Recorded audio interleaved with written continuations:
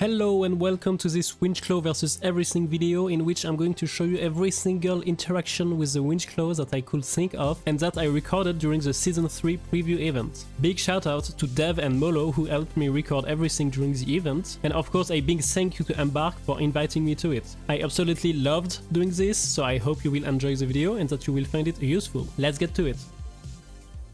Before I show you some funny or even concerning interactions, I want you to give the very basics of the Winch Claw. It deals 15 player damage on impact, meaning it can kill players who are actually one-shot. However, it will not damage any equipment like zipline or mines, and it will not even pop a canister balloon, which is like the most fragile thing in this game, if you don't count the ego of FK players. It has a 20 meters range, the same one as the stun gun, except for this one you don't need to pull it out of your pocket before you can use it. It deals damage, it pulls enemies to their inevitable death, and it has a much shorter cooldown. And speaking of cooldown, the duration depends on whether or not you successfully grab something and what that thing is.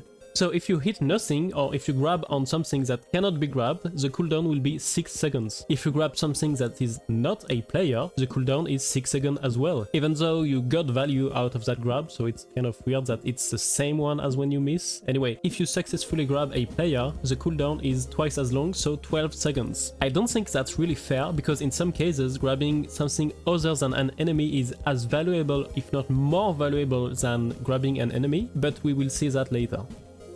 And to be clear, the cooldown starts after the entire animation has ended, not as soon as you use the Winch Claw. One last technical thing is that as soon as you see the chain becoming red, it means it stopped working, either because it finished its job or it got cancelled. So first thing, what can we grab? Can we grab random props? Yes we can. Can we grab canisters? Yes we can. By the way, if you grab onto something, you will not automatically grab it with your hand after the animation ends. You will have to actively press your pick up item button in order to pick it up. If you don't, it will just fall at your feet. Can we pick up debris? Yes we can. And fun fact, you can even grab a freaking building. So for example here, I'm actually grabbing the entire Kyoto Tower. And as you can see, the full grab animation happens. I don't have a red chain, it doesn't get cancelled. And it goes on the normal 6-second cooldown for grabbing a non-player. But of course that thing is so massive and heavy that it doesn't move at all. However, you can move lighter debris. And you can even move a Cashout Station. That thing is quite heavy, but you can move it quite a lot in a short time thanks to the low cooldown on the Winch Claw. So you can even bring it to a jump pad for fun, and I bet some Reddit people are gonna find some insane strats to do in ranked with this one. An interesting detail is that it seems to be way harder to pull things out of the water because yes, Kyoto has water, but let's talk about it in another video. You can grab the cash box, but it depends on the context.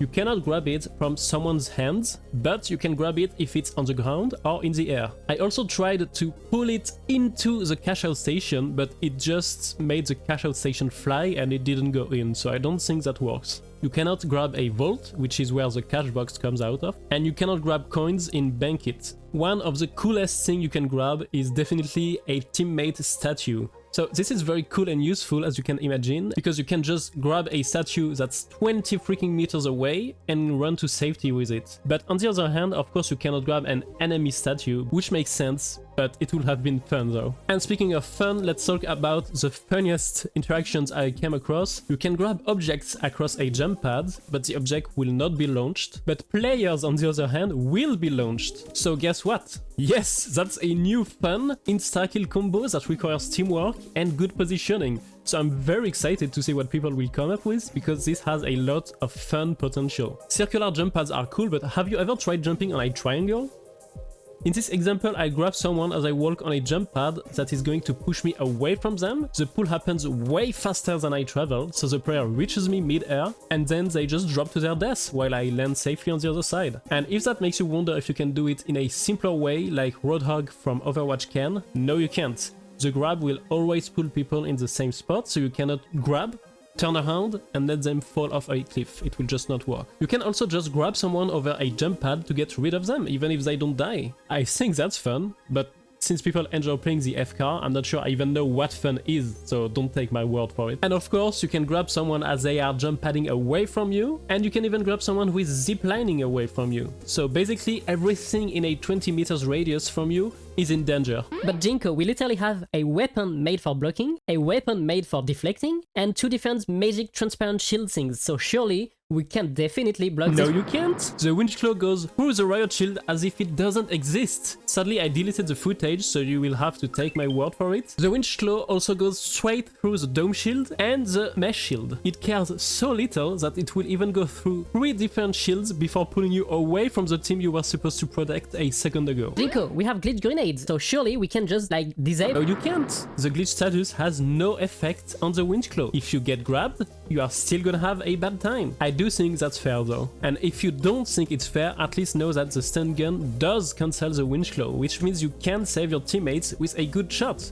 Now you might be thinking that there is no way that this thing could be even more useful and busted, but look, there is still time in the video. What do you think of my thumbnail, by the way, because I'm pretty proud of it, so please like leave a comment if you like it. Anyway, if you feel like humiliating a light player, or if you just need to get some grenade damage contracts down, you can just lowball a grenade at your feet, grab the enemy light instantly, and wave. And for medium players, you can just do this. 2 mines at your feet, grab them whenever you want, and voila!